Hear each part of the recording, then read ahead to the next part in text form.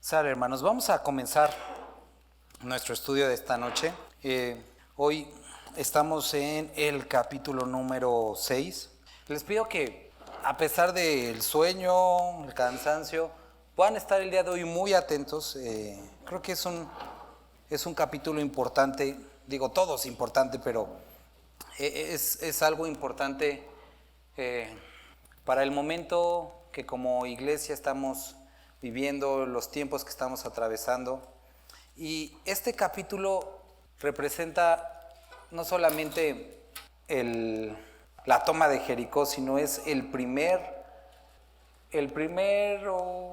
la primera circunstancia a la cual se tienen que enfrentar el pueblo de Israel después de haber atravesado el río Jordán. ¿Sale? Entonces vamos a comenzar con una oración. Padre Santo, hoy ruego porque sea tu presencia, sea tu espíritu hablando acerca de nosotros, acerca de ti, Dios, acerca de tu palabra, Dios, que tu espíritu nos guíe, nos dé entendimiento, Padre, que traiga transformación, convicción, confrontación a nuestra vida, Dios, que seamos transformados y trastornados por tu palabra. Te lo ruego, Padre, te suplico que uses este tiempo para edificar a tu iglesia, Padre. En nombre de Dios Jesús, amén. Sale, hermanos, vamos a comenzar, capítulo 6 de Josué. Muchos conocemos este relato, lo hemos estudiado, lo hemos enseñado con los niños, etc. Ahora, me gustaría comenzar con lo siguiente. Versículo 13, capítulo 5. Estaba Josué, y vamos a hacer bien en estar notando mucho esto a lo largo del libro de Josué. Cada vez, y en general lo que resta del Antiguo Testamento, que cuando tienen un problema, vemos una frase muy similar. Dice, estando Josué cerca de Jericó, viendo el problema, alzó sus ojos, viendo el problema, pero entonces, ¿qué pasó? Alzó sus ojos y vio un varón que estaba delante de él. Esto lo hablamos la semana pasada. El cual tenía una espada desenvainada, al igual como le pasó con Moisés en su mano, y ya hablamos que esto es una aparición de Cristo en el Antiguo Testamento, y Josué, yendo hacia él, le dijo, ¿eres de los nuestros o de nuestros enemigos? Ahora es muy importante que podamos entender lo siguiente. Ya lo hemos repetido muchas veces. El libro de Josué es una descripción, es una sombra, una imagen de la vida del creyente llena de fruto, llena del Espíritu Santo. Es importante que para este capítulo podamos entender no solamente eso, sino que esta persona que está delante de Josué no es otro sino Jesucristo. Es muy importante. Vamos a Zacarías.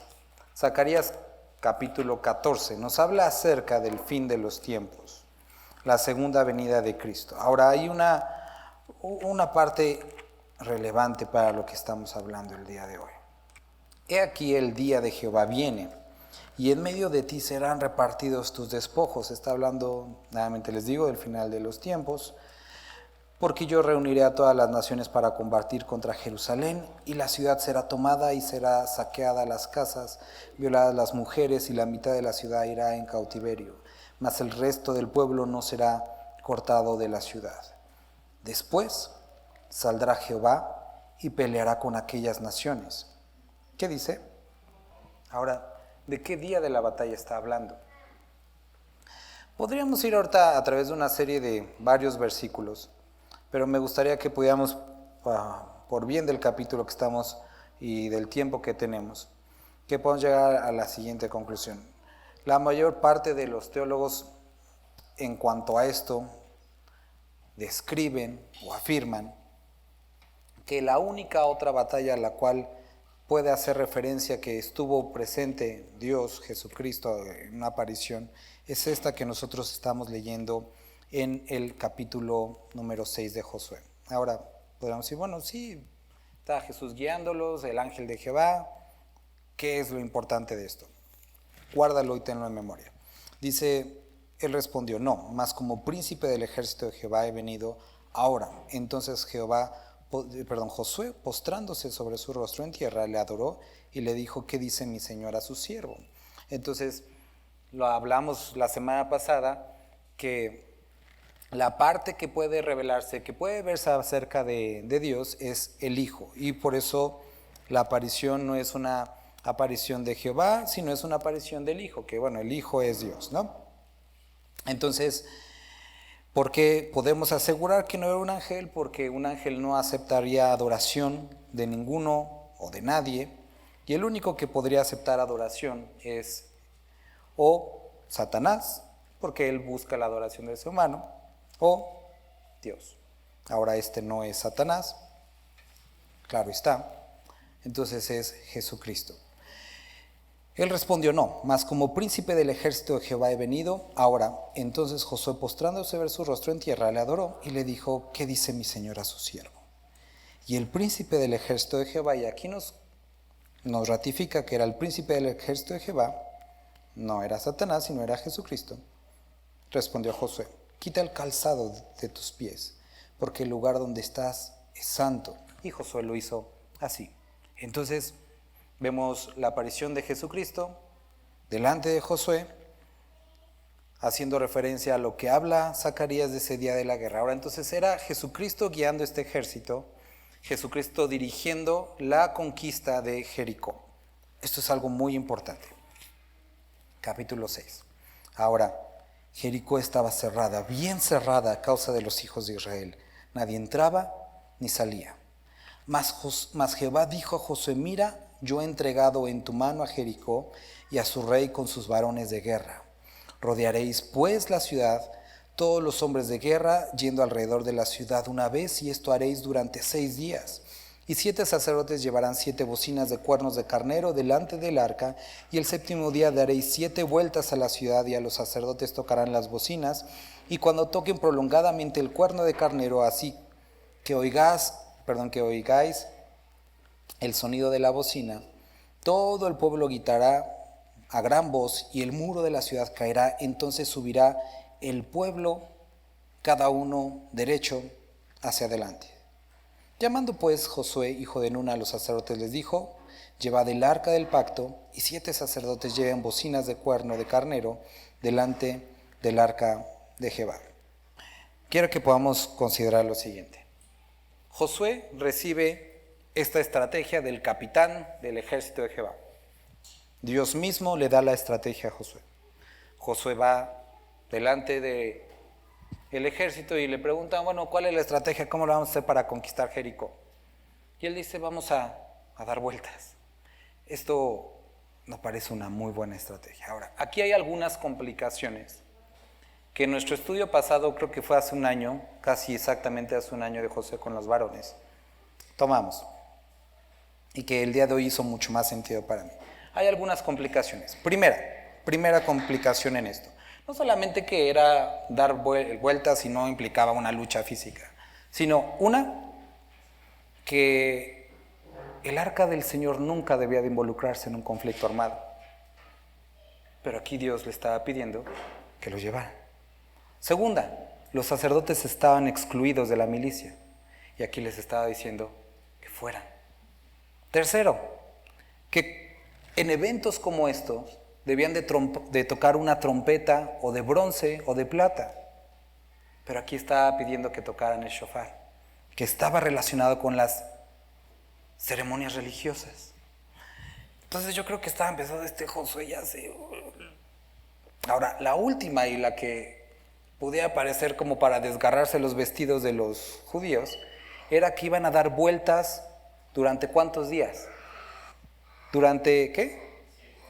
¿Y al séptimo cuántas vueltas iban a dar? ¿El séptimo qué día era? El día de reposo.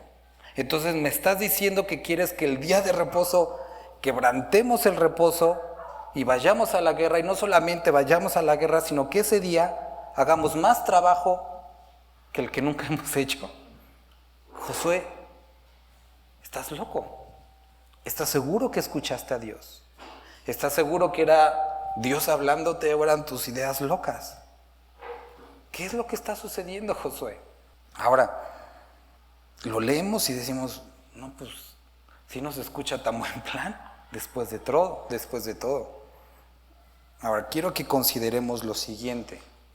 Hemos dicho, y ahorita lo vamos a leer nuevamente, que todo evento, que circunstancias vemos retratadas en el Antiguo Testamento, tienen una razón y un cumplimiento en el Nuevo Testamento. Me gustaría que pudiéramos ir a Colosenses capítulo 2 y que podamos leer lo siguiente, para poder entender por qué Dios pareciera, no digo que lo sea, pareciera que estaba invitando al pueblo a quebrantar la ley, lo cual no estaba haciendo, vuelvo a repetir.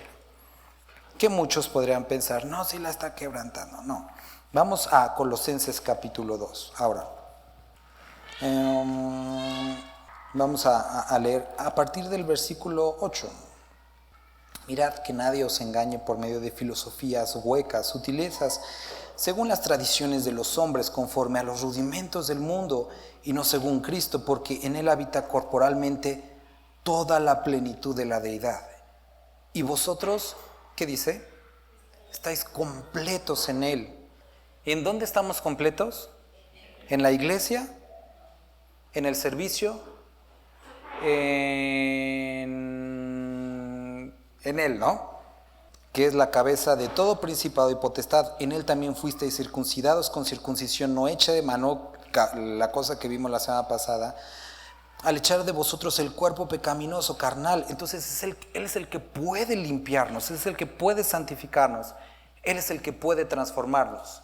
No nos transforma la iglesia, no nos transforman sistemas humanos, no nos transforma la religión, ni siquiera nos transforma un discipulado, nos transforma Él.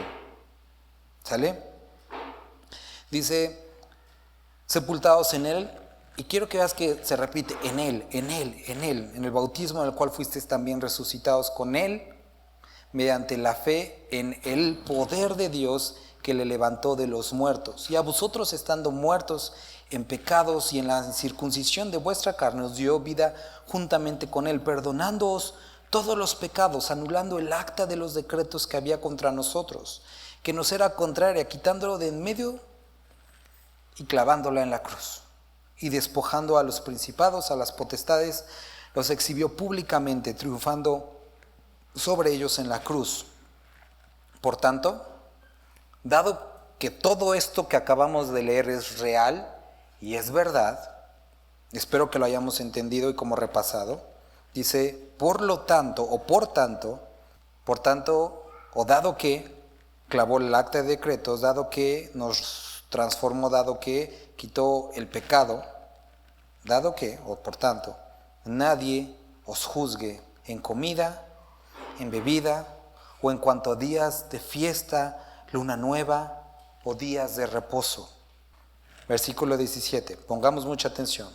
Todo lo cual es sombra de lo que había de venir, Pero el cuerpo, ¿qué dice? Es de Cristo.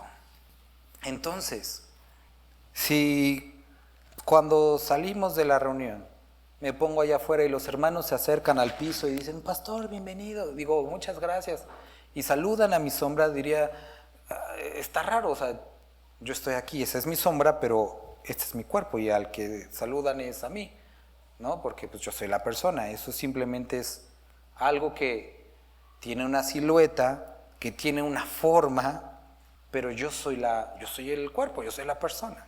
Esto es lo que está diciendo, que todas estas fiestas, que todas estas lunas nuevas, todos estos días de reposo son importantes, que apuntaban y dirigían a las personas a una verdad, Cristo.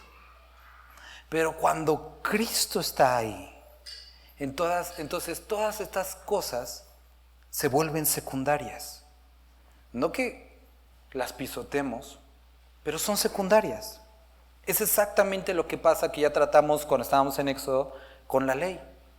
La ley fue y sigue siendo un ayo para guiarnos, para mostrarnos quién es Cristo. Pero la ley no puede introducirnos. Necesitamos a Cristo, su sacrificio. Entonces, cuando regresamos aquí, a capítulo 6, tenemos que recordar qué simbolizaba el arca. El arca representaba finalmente a Cristo, porque el arca, ¿qué contenía? La ley, y la ley fue satisfecha en Cristo Jesús. ¿Qué otra cosa contenía? El maná, y Jesús dijo, yo soy el pan que descendió del cielo. ¿Qué otra cosa contenía? La vara de Aarón que reverdeció. ¿Y qué representaba eso? El pecado, la rebeldía de las personas, la cual fue cargada y puesta sobre Cristo y pagada en su cruz. ¿Y qué es lo que vemos arriba del arca? El trono de gracia. La gracia que Dios mostró hacia nosotros y que a través de ese sacrificio de gracia tenemos acceso al Padre. ¿Qué representa el sacerdocio? A Cristo finalmente. Él es nuestro sumo sacerdote. ¿Quién es nuestro reposo? ¿Qué representaba el día de reposo? A Cristo Jesús. Él es nuestro reposo. Entonces, cuando nosotros hacemos un estudio minucioso en el libro de Deuteronomio, vemos que estas trompetas finalmente representaban a Cristo victorioso. Cada uno de los elementos que nosotros vemos aquí son satisfechos en Cristo Jesús. Ahora, por eso era muy importante que entendiéramos el capítulo anterior. ¿Quién iba delante de ellos en esta batalla? Cristo. Y si Cristo está ahí en medio de ellos, todas estas cosas, no es que no funcionen, no es que no sirvan, no es que las pisoteen, pero pasan a segundo plano porque Él es nuestro reposo. Él es, como dice Colosenses, todo en nosotros. Ahora, ¿qué es lo que estamos viendo aquí? Uno de los primeros conflictos, una de las primeras cosas a superar, a derribar, una de las primeras promesas a tomar. Cuando ellos se acercan a tomar, a poseer esta parte de la tierra, tienen dos opciones. Hacerlo como ellos lo entendían, con sus formas o sus medios, o de lo que ellos habían visto anteriormente, o considerar aquel que iba delante de ellos. Y aunque pareciera un plan raro y sin sentido para ellos, seguirlo, porque en él era satisfecho todo. Eso es algo muy importante, hermanos, porque le contaba esto a mi esposa. Imagínate que el día de hoy pudiera entrar aquí a la iglesia, o el domingo, que hay más actividad, ¿no? Hay discipulados y todo eso. Y que pudieran venir Pedro o Juan, algunos de los apóstoles, y se sentaran en los discipulados. ¿No crees que dirían, saben mucho acerca de la Biblia ustedes? Oye, yo no entiendo esto, yo no sabía esto de teología sistemática, nunca lo había visto de esta forma. Yo nunca había entendido que estos deben ser... Hay muchas cosas y muchos recursos que hoy tenemos. Los profetas, Jesucristo mismo lo dijo, hablando acerca de cuán grande era Juan el Bautista, pero que todos los que estábamos después éramos grandes en este sentido, en que pudimos ver el cumplimiento de la promesa. Hay muchas cosas, hay muchas Apolos que él no entendía y que si estuviera en medio de nosotros dirían, a su mecha me sorprenden, saben un chorro. Y entonces seguiría esta conversación y nos dirían, seguramente con este conocimiento que tienen, todos sus vecinos son creyentes, ¿verdad? Seguramente toda la población hoy conoce a Cristo. Seguramente porque conocen mucho. Y con vergüenza tendríamos que decir, no es así. Porque el conocimiento no lo es todo. El conocimiento no lo es todo. Y tendríamos que reconocer delante de ellos que sabemos mucho y hemos estudiado mucho a Él, pero que hay áreas en las que no lo conocemos a Él. Esa es la diferencia. Podemos tener conocimiento, podemos tener la letra, pero no haber experimentado su poder. Y de esto estamos hablando. Había una estructura muy bien definida que Él había establecido y está bien, no estaba yendo en contra de eso. Pero Él estaba diciendo, sígame a mí. Cuando se trata de la vida del creyente, nuestra estructura como iglesia está bien. Hay cosas que como seres humanos hemos establecido y están bien, funcionan. Pero se trata de seguirlo a Él, día a día. No año a año cuando planeamos, sino semana a semana, día a día, momento a momento, y permitir que Él actúe en nuestra vida, aunque eso signifique que nos saque de lo que estamos acostumbrados. ¿Qué es lo que pasaría? Digo, es una parábola que conocemos, pero no sé si ya te ha pasado. Pero ¿qué pasaría si tienes una responsabilidad como compartir el domingo?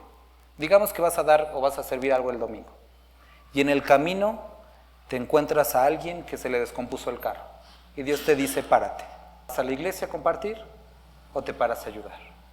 Si somos sinceros, la gran mayoría de nosotros iríamos a la iglesia a compartir. Porque decimos, hay un plan que seguir, Dios. Hay una estructura. Pero puede ser que Dios nos esté diciendo, párate, detente y háblale del Evangelio. Pero Dios, la iglesia es importante, es el día del Señor. Por supuesto, pero yo estoy ahí. Y mi plan era que le hablaras a esa persona. Porque yo estoy en la iglesia, en medio de la congregación. Pero mi espíritu está en ese momento convenciendo a esta persona. ¿Qué pasaría si Dios te diera la plena certidumbre de que este domingo necesitas quedarte en casa y hablar con tu esposa? No, Dios, pero es que es el día del Señor, mi esposa que se aguante. ¿Qué tal si Dios te dice, este domingo no vayas? Ve el miércoles y ve el jueves. Pero es que Dios no se está contradiciendo, no está diciendo que el día del Señor sea menos. Pero como creyentes necesitamos ser guiados por Dios, entender qué es lo que Dios está haciendo, a dónde Dios está dirigiendo. Hace, y no es mucho tiempo, hace a lo mejor 60 años, muchos de los creyentes de la época nos hubieran dicho que éramos pecadores por tener una guitarra aquí, por los domingos tener una batería. Hubieran dicho que eso no era de Dios. Eso es lo que pasó durante el surgimiento del movimiento de Calvary, que dijeron que era un movimiento carnal por tener a hippies en la iglesia tocando. Y en nuestra estructura religiosa no alcanzábamos a entender, o no alcanzaron a entender, que Dios quería alcanzar a esa generación. Y esos marihuanos que entraron a la iglesia, muchos de hoy son pastores, alcanzados por Dios, claro, pero por personas que decidieron dejar a un lado sus prejuicios y ser guiados por Dios. Y esto nos da miedo porque decimos, pero nuestro orden, pero nuestras reglas, pero es que ¿cómo saber si es mis emociones? Queridos hermanos, le decía a mi esposa, le estaba diciendo la semana, porque es algo que me está dando muchas vueltas. Porque estuvimos escuchando en la semana, digamos, no creo que día fue, nos pusimos coritos para regocijarse, algo así, la lista de reproducción. Y le diría, ¿qué pasaría en la iglesia si él le pidiera a Yair el domingo que tocara las de Los muros caen? O sea, ¿cuántos se sentirían como, le diría, cuántos se animarían a, como antes, danzar? Y Ron me decía, no, pues no sé. Le digo, ¿y tú te pondrías a danzar? Y dice, pues yo sí. Y le digo, ¿y qué pasaría? ¿Habría quien les gustaría, habría quien se sentirían incómodos? ¿Habría quien se iría de la iglesia por eso? Si es así, si es que cosas como eso causan conflicto, es que no hemos entendido la palabra. Porque no se trata ni de comida, ni de bebida, ni de luna nueva, ni de fiesta. Se trata de Dios en medio de nosotros. Y no estoy hablando de una experiencia. Estoy hablando del resultado del conocimiento y del poder de Dios en nuestras vidas. De eso estoy hablando. Que dejemos de ser personas que no lo conozcamos de oídas, sino que realmente podamos conocerle, saber qué es lo que Él quiere para nosotros. Esta estrategia que está presentando Josué delante de las personas es absurda, es contraria a la razón. Incluso contraria a lo que en su momento la concepción de la ley era. Pero Cristo estaba en medio de ellos. Ahora, quiero que podamos entender esto. ¿Cómo saber si era Dios guiando? Sencillo, los muros se cayeron. Sencillo, los muros se cayeron. Los muros se cayeron. Algo que para el ser humano era imposible, Dios lo hizo posible. Y vemos que estas personas obedientes a la palabra de Dios, a la palabra de Cristo, hicieron algo que para la sociedad era ridículo. Y Dios obró. Y queridos hermanos, creo que necesitamos preguntarnos si hemos caído en la comodidad. Miren, algo de lo que Dios me estaba confrontando en el día de hoy que estaba preparando este estudio, es que yo personalmente he tomado una actitud como hasta de desdén por aquellos ministerios que no les interesa la palabra, y digo, hay esos ministerios que ponen a cualquier persona sin discipularlo, sin la palabra, lo cual es cierto, está bien. Y siempre digo, el libro de Hechos menciona que eligieron a personas llenas del conocimiento de Dios, de sabiduría. Pero Dios me decía, ¿y qué de lo siguiente? Porque te has enfocado mucho en la palabra, en elegir personas conocedores de Dios. Y digo, sí, eso está bien, con orgullo lo dije, ¿no? Y me dijo Dios, ¿y qué de lo que sigue? Llenos del Espíritu Santo. Bueno, pero es que esos son resultados.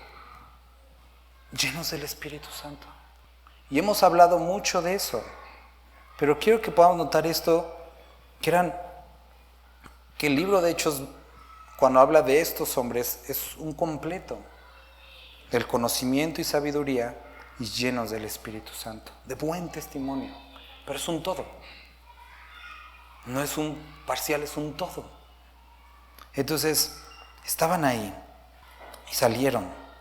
Y salió el arca y salieron los sacerdotes y salieron todos en el día de reposo, porque su reposo, nuestro reposo está en Cristo Jesús.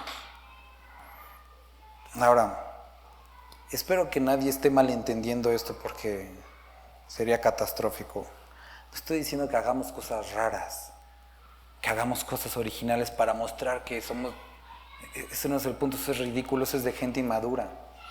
Estoy hablando acerca de permitir, de ver la palabra y permitir que Dios dirija donde Él quiera dirigir. Que no pongamos o antepongamos nuestros prejuicios ni nuestra estructura a lo que Dios quiere hacer. Entonces, rodean todo esto. Dice, versículo 7, pasad y rodead la ciudad y los que están armados pasarán delante del arca. Así que Josué hubo hablado al pueblo. Los 7 sacerdotes, llevando las 7 bocinas de cuerno de carnero, pasaron del arca de Jehová y tocaron las bocinas y el arca del pacto. Y entonces hicieron todo lo que Dios les pidió. Y es lo que podemos ver del versículo 7 al versículo 14. Dice, así dieron otra vuelta a la ciudad. El segundo día volvieron al campamento y de esta manera hicieron así durante 6 días. Al séptimo día se levantaron y al despuntar el alba y dieron vuelta a la ciudad de la misma manera 7 veces. Solamente ese día dieron vuelta alrededor de ella 7 veces. Y cuando los sacerdotes tocaron las bocinas la 7ª vez, Josué dijo al pueblo, gritad, porque Jehová os ha entregado la ciudad. Entonces, cada día iban, daban una vuelta, ellos no hablaban nada, en silencio. Así durante 6 días, el 7º día, día de reposo, dieron 7 vueltas. Y a la 7ª vuelta les dijo, ahora sí, griten porque el Señor ha entregado su tierra. Ahora, ¿por qué Dios los hizo o los llevó a pasar por estas 7 días, 7 vueltas y todo esto? Aquí hay algunas consideraciones que me gustaría compartir contigo. Primero, ¿por qué hacer que el pueblo diera vueltas? Algo de lo que Dios hace generalmente, y que podemos notar aquí, es que siendo expuestos al muro, iban a darse cuenta lo que dice el versículo 1. Estaba cerrada y bien cerrada. No había forma de conquistar esa ciudad. Ese tipo de problemas no los puedo brincar. Hay momentos en los que nuestra arrogancia es tal que Dios tiene que ponernos en un punto en el que digamos, Dios, ya no tengo a dónde ir, ya no tengo a dónde correr, ya no puedo con mi vida. Llegué ya al que ya no puedo. Y necesitamos llegar a esos momentos para, como dijo Jesucristo, entender sobre qué hemos fundado nuestra vida. y reconocer que hemos sido necios al fundar nuestra vida sobre la arena y no sobre la roca que es Cristo. Entonces, podemos ver que Él los acercó al problema para entender que era imposible por sus propios medios. Segundo, primero, ver lo grande del problema. Segundo, su incapacidad. Y tercero, estar convencidos de la necesidad de la intervención divina. Corintios, lo hemos citado cantidad de veces, que cuando habla acerca de la consolación, pero en esta parte cuando Pablo dice, y me alegro de que puedan saber nuestras luchas o nuestros problemas, porque así de la forma que nosotros fuimos consolados, ustedes también pueden ser consolados. Y describe algo, describe un principio, que Pablo también les escribe que no se entristece de haberles hablado duro, porque sabe que esa tristeza no es como la del mundo que lleva a la muerte, sino la tristeza que lleva al arrepentimiento. Dice que tuvo su efecto en ellos y los llevó a buscar a Cristo. Entonces, el ver el problema de cerca, ver su imposibilidad, ver la necesidad, la incapacidad que tenemos, nos lleva a este tercer punto: desear la intervención divina. Necesitamos desear que Dios intervenga en nuestro problema. Porque muchos todavía, puede ser que en algunos, si alguien tiene algún problema, sigan en el punto de, todavía puedo. Síguele un rato más, dando vueltas, hasta que llegues al punto de decir, Dios, por favor, ayúdame. Necesitamos la intervención divina. Ahora, como iglesia espero que no, en serio espero, y esto meditaba, que no lleguemos a la jactancia de decir, podemos ya solos. Ese ha sido el acabose de muchas iglesias y muchos ministerios, que cuando crecen piensan que su estructura es suficiente para afrontar los problemas. No, necesitamos de Cristo todos los días, de su intervención, porque no podemos. Hermanos, quiero que entendamos que como iglesia no podemos, necesitamos de Cristo. Si no es con Cristo, no podemos, no somos nada. Yo soy insuficiente y ustedes también son insuficientes. Juntos no la hacemos. Ni aunque le sumemos todas nuestras ganitas y nuestro esfuerzo, no podemos. Necesitamos de Cristo. Entonces, tercero, el desear la intervención divina. Ahora, Hebreos 6:10, me gustaría que lo pudiéramos considerar. Hebreos 6:10, hablando acerca de la fe. Vamos a leerlo. Dice, qué bueno que tengan fe. Eso es excelente, porque está hablando Hebreos de la fe, pero dice, ahora es importante que desarrollen paciencia. Entonces, por tanto, dejando ya los rudimentos de la doctrina de Cristo, vamos adelante a la perfección, echando otra vez el fundamento del arrepentimiento y de las obras muertas, de la fe en Dios, de la doctrina de bautismos, de la imposición de manos, de la resurrección de muertos y del juicio eterno. Y esto haremos si Dios en verdad lo permite, porque es imposible que los que una vez fueron iluminados y gustaron del don celestial y fueron hechos partícipes del Espíritu Santo y asimismo gustaron de la buena palabra de Dios y de los poderes del siglo venidero y recayeron, sean otra vez renovados para arrepentimiento, crucificando de nuevo para sí mismos al Hijo de Dios, exponiendo a vituperio. Porque la tierra que bebe lluvia, que muchas veces cae sobre ella y produce hierba provechosa a aquellos por las cuales es labrada, recibe bendición de Dios. Pero el que produce espinos y abrojos es reprobada y está próxima a ser maldecida, y su fin es el ser quemada. Cuando habla de volver al pasado es volver a las obras de la ley, al buscar ser justificados por la ley. Ya lo vimos. Si tienes dudas, puedes consultar, tenemos ahí la predicación de Hebreos capítulo 6, versículo 10. 9. Pero en cuanto a vosotros, oh amados, estamos persuadidos de cosas mejores y que pertenecen a la salvación, aunque hablamos así. Porque Dios no es injusto para olvidar vuestra obra y el trabajo de amor que habéis mostrado hacia su nombre, habiendo servido a los santos y sirviéndoles aún. Pero deseamos que cada uno muestre la misma solicitud hasta el fin, para plena certeza de la esperanza. Entonces, ¿qué es lo que dice? Sé que han tenido fe, sé que no son de los que vuelven atrás, sé que han servido a muchos, pero es necesario que en este tiempo, aún atravesado por muchas circunstancias, tengamos esperanza hasta el fin. En otras palabras, es importante y hermoso la fe que has tenido, Pero también es importante desarrollar esperanza, paciencia. Y entonces el enfrentarnos o el exponernos Dios ante eso, el problema, y están dando vueltas, y cómo se soluciona, y Dios, cómo vas a entrar, y cuándo vas a aparecer, a pesar de la fe, porque ellos tuvieron fe al ir, al exponerse a que les echaran flechas. Pero era necesario que esperaran día tras día qué es lo que iba a pasar. Imagínate por el 6º día, al ver el problema 6 días seguidos y decir, está muy grande esta muralla, son muchos allá adentro. Pero era necesaria que esa paciencia fuera hasta el fin. Entonces, ¿por qué? Para desarrollar esta paciencia o esta esperanza. Ahora, otra de las cosas importantes para esto es lo que podemos ver en Salmos, cuando dice en quietud o en calma, voy a actuar en silencio, en tu silencio, guarda silencio y ve que soy Dios. Y Dios los hace dar vueltas calladitos delante de su enemigo durante 6 vueltas. Y es a veces como seres humanos frustrante decir, Dios, pero ¿cuándo pateamos, cuándo aventamos una piedra? Voy a actuar yo voy a actuar. Es que si dijera, es que si hiciera, es que mira, si hiciera. Callados. Guarda silencio y ve que soy Dios. Porque cuando no te metes, trabajo mejor.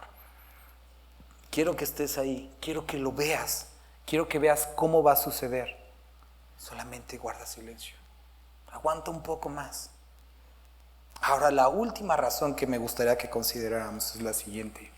¿Cuántos años dice la palabra que Dios tuvo misericordia con Canaán? 400 años. 400 años de misericordia. El pueblo de Dios en Egipto y Dios esperando que Canaán se arrepintiera. Es algo como, recordaba como lo de cuando Jesús desciende con estos 2 ángeles y va a destruir estos ángeles Sodoma y Gomorra, ¿no? Y que Abraham empieza, y si hubiera 10 justos, si hubiera 1 casi, 400 años esperó. Después otros 40 años más, mientras el pueblo daba vueltas. Y después, 6 días más. Como testimonio para la ciudad de Jericó, al pueblo dando vueltas y diciendo, puedes arrepentirte. Están ahí, pero aún no ha sucedido. Arrepiéntanse. Y no solamente 6 días, sino un día más, 7 vueltas más para buscar el arrepentimiento de los de Jericó. Como testimonio para las personas. Ahora, checa esto es algo importante. ¿Qué es lo que Dios hace con nosotros? Al ponernos delante de una sociedad perdida en sus pecados y sus delitos, pidiéndonos nosotros que caminemos en silencio, soportando las pruebas, como testimonio para ellos de lo que Dios puede hacer con las personas que se someten a Él. Es una imagen de nosotros, delante del pueblo que Dios quiere extender su misericordia, y para que vean cómo se ve una persona bajo el dominio de Dios, soportando las pruebas y aguardando en silencio la redención. El día en el que seamos tomados es un acto de misericordia de Dios, el que nos haga o nos acerque a estos problemas para que la gente vea cómo se ve un creyente bajo el dominio de Dios y no bajo el dominio ni de sus emociones ni de nada más. Y entonces, versículo 16, cuando los sacerdotes tocaron las bocinas la 7ª vez, Josué dijo al pueblo, gritad, porque Jehová os ha entregado la ciudad. Y será la ciudad anatema a Jehová, con todas las cosas que están en ellas. Solamente Rahab la ramera vivirá con todos los que estén en su casa con ella, por cuanto escondió a los mensajeros que enviamos. ¿Notas esto? Cuando habíamos visto acerca del capítulo de la esperanza, ellos decían ser espías, y dijimos que ¿qué eran realmente? Mensajeros. Eran personas que iban a testificar. Y ese era el propósito de ellos en medio de la tierra. Hablar de lo que Dios iba a hacer. Y una persona y su familia fue salva. Entonces vemos a Rahab. Ahora, mas toda la plata y el oro y los utensilios de bronce y de hierro sean consagrados a Jehová y entren en el tesoro de Jehová. Entonces recordemos esto para el próximo capítulo. Dios les dice, no tomen nada, destruyan todo, únicamente los utensilios de bronce, plata, oro y hierro van a ser consagrados a Dios. Entonces el pueblo gritó, los sacerdotes tocaron las bocinas, y aconteció que cuando el pueblo hubo oído el sonido de la bocina, gritó con gran vocerío, y el muro se derrumbó, el pueblo subió luego a la ciudad, cada uno derecho hacia adelante, y la tomaron, y destruyeron a fila de espada todo lo que en la ciudad había, hombres y mujeres, jóvenes y viejos, hasta los bueyes, las ovejas y los asnos. Mas Josué dijo a los hombres que había reconocido la tierra, entrad en casa de la mujer ramera, y haced salir de allí a la mujer y a todo lo que fuere suyo, como le jurasteis. Y los espías entraron y sacaron a Rahab, a su padre, a su madre, a sus hermanos y todo lo que era suyo. También sacaron a toda su parentela y los pusieron fuera del campamento de Israel. Entonces, recuerda, Dios les pidió, los espías le dijeron que pusiera este cordón de lino, carmesí, en su ventana, para, como señal, como muestra, para que cuando vinieran supieran, bueno, que esa era la casa de Rahab. Ahora, digo, entre toda la muralla derrimbada y una sola casita puesta, no era difícil saber que esa era la casa de Rahab, era obvio, ¿no? Pero esto era un testimonio, era una señal externa de algo que había sucedido ya en su corazón. Era una señal externa de obediencia de algo que había sucedido ya en su corazón, el temor a Jehová. Entonces, quiero que nuevamente podamos notar aquí también esto. Eran personas que habían jurado esto. Vamos a seguir a Dios, vamos a seguirte a ti, solamente que Dios esté contigo. Se enfrentan a este cambio en la dirección, en la forma de hacer las cosas. Y lo siguen. Y la obediencia externa, el acto de marchar, era únicamente resultado de algo que ya había sucedido en su corazón. Y eso es exactamente al punto que quiero llegar el día de hoy. Hermanos, nuestras acciones, la forma en la que nos conducimos, lo que hablamos, solamente es reflejo de lo que ya está sucediendo en nuestro corazón. Nuestras dudas, nuestros temores, nuestras inseguridades son el eco, el reflejo de lo que batalla en nuestra alma. Y si confiamos en el Señor, y si creemos en el Señor, y si tenemos el conocimiento del Señor, nuestras obras deberían de comunicarlo, sin esclavitud, sino con toda la libertad. Esto es lo que describe lo que leíamos en Colosenses. ¡Hey! Fuimos hechos libres. ¿Por qué regresar a los rudimentos de las obras muertas? ¿Por qué caer en la idolatría de la sombra cuando tenemos a lo completo, que es Jesucristo? Y ellos, habiéndose despojado de este sistema y seguir a Cristo, experimentaron su poder. Ahora, checa esto. Hoy me golpeó esta parte hace ratito. Como 40,000 hombres armados listos para la... estamos en otro capítulo. Mas Josué salvó la vida de Rahab la ramera y la casa de su padre y a todo lo que ella habitó entre los israelitas hasta hoy, por cuanto escondió a los mensajeros que Josué había enviado a reconocer a Jericó. Ahora, en aquel tiempo hizo Josué un juramento diciendo: maldito delante de Jehová el hombre que levantare y reedificare esta ciudad de Jericó, sobre su primogénito eche los cimientos de ella, y sobre su hijo menor asiente sus puertas. Maldito aquel hombre que reedifique esta ciudad. Tristemente esto sucede en Primera de Reyes, capítulo 16, versículo 34. Un hombre reedifica Jericó. Y muere su primogénito y muere su hijo menor. Ahora, considera lo siguiente. Esto sigue siendo verdad el día de hoy, en este sentido. En nuestra vida espiritual, cuántas murallas ha derribado Dios? ¿Cuántas cosas ha derribado o ha destruido? Y que por nuestra mano hemos querido volver a reedificar. Y tarde o temprano, quiero que notes que la onda en Reyes era que este hombre quería edificar la ciudad, el muro, para proteger su familia, la ciudad. Y aquello que quiso proteger con el muro maldito, terminó matando a lo que quiso proteger. Y muchas veces piensa esto o considera esto. No sé, cuando hay un problema entre dos personas, ¿no? Y había eso que no se podía acercar y entonces Dios derriba esa muralla y trae una restauración de una relación. Y llega una persona, o consideramos nosotros, pero ¿dónde está mi dignidad? Y ahí tenemos nuestro primer ladrillo. Y te aseguro que las personas van a decir, sí es cierto, pues no se merece el perdón. Ahí te doy otro ladrillo y hasta te echo un poco de mezcla. Y eso que queremos proteger, esa dignidad o eso, como lo que quieras decir, va a sufrir pérdida. Porque aquello que Dios derribó, no tendríamos por qué volverlo a edificar.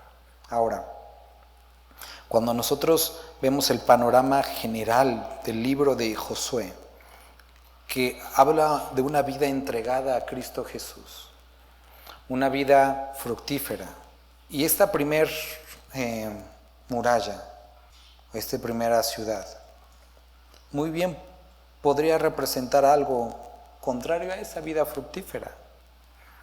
Colosenses nos habla de no volver a aquella vida de obras muertas. Y Dios me hacía reflexionar en eso acerca de nosotros como congregación. No puede ser que una congregación que conoce la palabra de Dios, que ha leído tanto acerca de quién es Dios, que tengamos tanto entendimiento de su voluntad, podamos vivir muertos, podamos vivir sin su poder y que incluso nos sintamos cómodos de esa forma, que no haya frutos de amor, que no haya un fruto de la palabra. No puede ser esto. Y eso es de lo que muchas veces hemos advertido y que creo que pudiera empezar a pasar y debemos de tener cuidado. Que el gran fracaso de toda grande iglesia histórica fue cuando se sintieron fuertes en su estructura, en sus reglas, en su denominación, e hicieron a un lado el poder de Dios y su palabra. Y no vamos a hacer eso. Podríamos, porque esa es nuestra tendencia, pero Dios nos libre de eso. Proverbios dice que el necio ve venir el peligro y se queda ahí. Mas el sabio considera lo que está sucediendo y toma las acciones necesarias. Y necesitamos tomar acciones para no quedarnos únicamente en la letra, sino buscar el espíritu que vivifica. No sin desechar la letra, no sin desechar la palabra, por supuesto, eso no es el punto. Pero Jesucristo mismo expuso a los discípulos la necesidad de no elegir, de no dirigir sus vidas de acuerdo a su sabiduría, sino ser guiados por Él. Entonces, busquemos esa dirección del Señor, busquemos su poder, busquemos su presencia. Hermanos, esto que leemos tiene que hacerse real en nuestra vida.